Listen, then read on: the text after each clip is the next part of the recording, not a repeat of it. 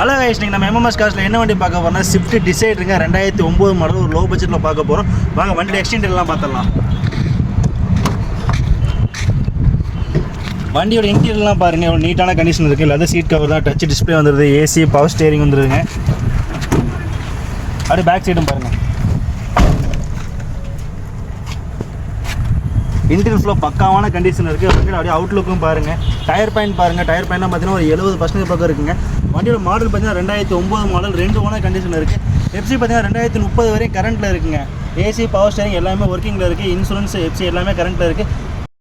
Swift decider petrol வண்டி, mileage பார்த்தீங்கன்னா 20 சாலிடாக கிடைக்கிது. வண்டியோட ரேட் பார்த்தீங்கன்னா ரொம்ப கம்மியான பட்ஜெட் தான் சொல்லியிருக்கு. வெறும் 3,35,000 சொல்லுது. அதுவும் ஃபிக்ஸ்டில் நெகோஷியபிள் தான்.